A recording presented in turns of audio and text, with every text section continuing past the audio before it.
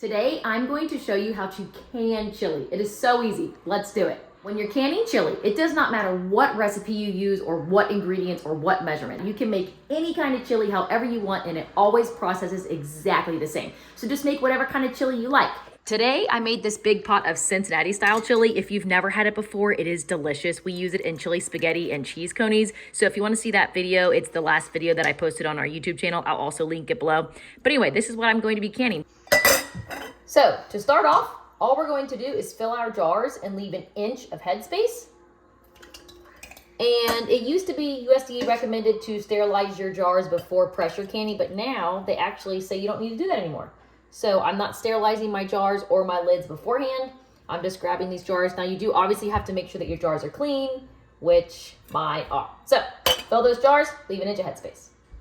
Now, just for a reference here, if I was canning regular chili, like your traditional chili with beans and tomatoes and chunks in it, I would can it in quarts, just because when you eat that kind of chili, you consume a lot more of it because you're just eating a bowl of chili. But for this, I'm canning it in pints to use it for other stuff, just like you would buy a pint of chili from the store. So we use this when we make chili spaghetti or when we make chili cheese coneys, and for that type of stuff, you don't need a lot of chili per person. So 1 pint is normally enough for 4 people to have dinner for like canned chili. So use whatever jar you find necessary for what you want to do. If you want to have bowls of chili for dinner, then I highly recommend canning your chili in quart-sized jars just so you have more per jar. The jars are filled. Look at how good that chili looks. Now let's wipe those rims, add those lids and bands, and we'll be ready to pressure can. So I'm just wiping these rims with a wet rag just to make sure that the rims of my jars are completely clean so that every one of my lids will seal.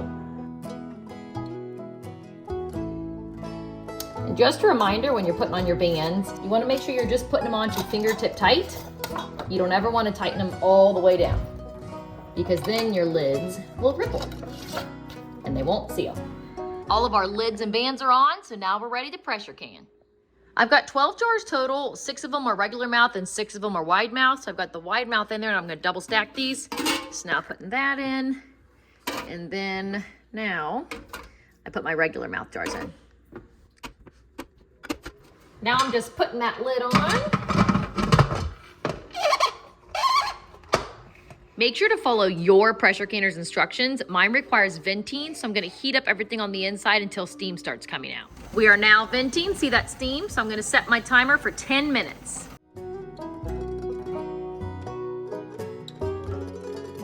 All right, and we are at 10 pounds pressure, so now these pints are gonna process at 75 minutes. If I was doing quarts, it would be 90 minutes. And don't forget to adjust your pressure based on your elevation. We are at 1,000 feet of elevation or below, so we only have to pressure can at 10 pounds pressure, but the higher elevation you are, the more pressure you'll need. You can find those guidelines online.